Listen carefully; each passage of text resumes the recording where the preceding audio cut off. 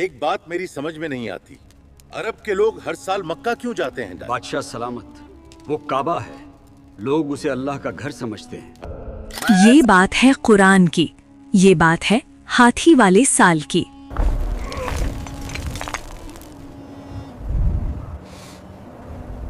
ये बात है उस जमाने की जब अरब का सबसे मुकद्दस मुकाम मक्का का काबा था। दूर दूर से लोग उस घर की तरफ सफर करते थे।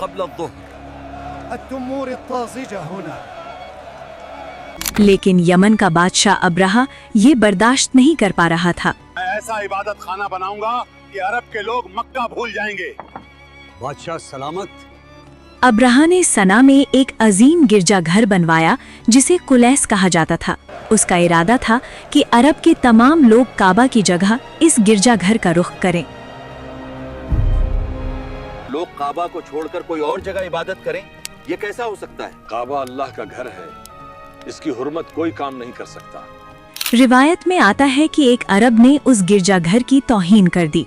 जब अब्राहा को ये खबर मिली तो उसका गुस्सा आसमान को छूने लगा। बादशाह सलामत, किसी अरब ने आपके गिरजाघर की तौहीन। फिर सुन लो सब, मैं मक्का जाऊंगा और काबा को गिरा के रहूंगा। इस तरह अब्राहा ने एक अजीम लश्कर तैयार किया।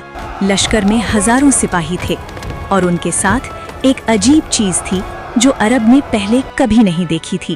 ये हाथी पहाड़ जैसा बड़ा है।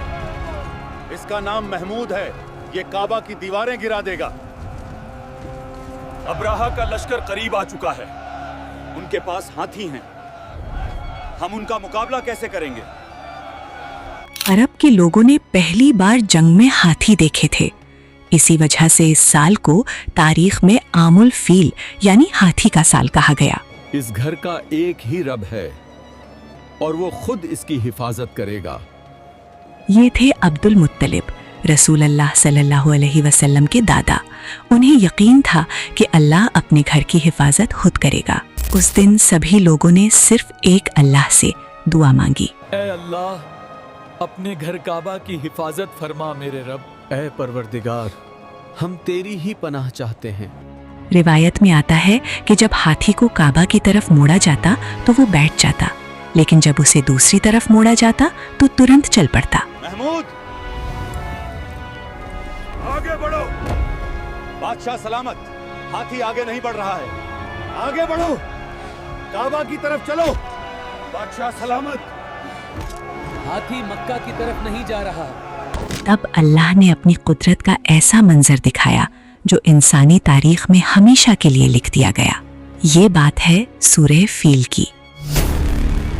अलम तर कैफ फअल रब्बुका बिअस्हाबिल फील।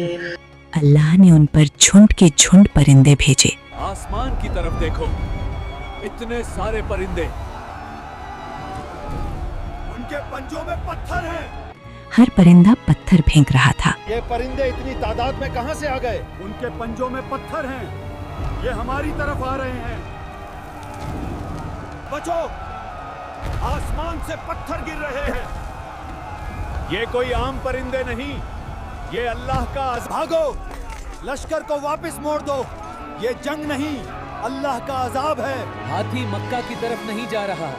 और कुछ ही लम्हों में वो ताकतवर लश्कर बिखर कर रह गया।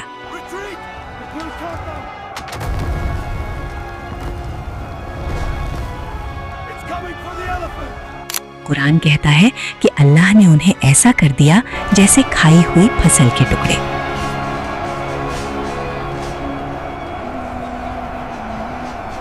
देखो, अल्लाह ने अपने घर की हिफाजत खुद की। हमने कोई जंग नहीं की, फिर भी काबा महफूज रहा। ना कोई फौज, ना कोई तलवार, सिर्फ अल्लाह की कुदरत और बैतुल्लाह महफूज रहा। लब्बैक अल्लाहुम्मा लब्बैक, लब्बैक ला शरीक लक लब्बैक, इन्नल हम्द। जिस साल ये वाक़या हुआ उसी साल हमारे नबी मोहम्मद सल्लल्लाहु अलैहि वसल्लम की पैदाइश भी हुई।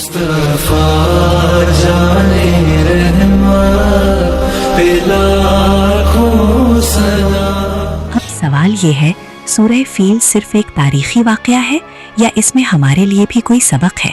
इंसान जब अपनी ताकत पर तकब्बुर करता है तब अल्लाह उसे एक लम्हे में गिरा देता है। سورہ فیل ہمیں بتاتی ہے کہ جب انسان تکبر کرتا ہے، جب وہ سمجھتا ہے کہ اس کی طاقت سب کچھ ہے، تو اللہ اسے ایک لمحے میں گرا سکتا ہے۔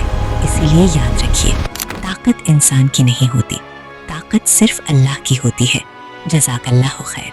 ایسی ہی اسلامی معلومات کے لیے ہمارے چینل دار البصیرہ کو سبسکرائب کر کے بیل آئیکن دبا لیجیے۔ السلام علیکم۔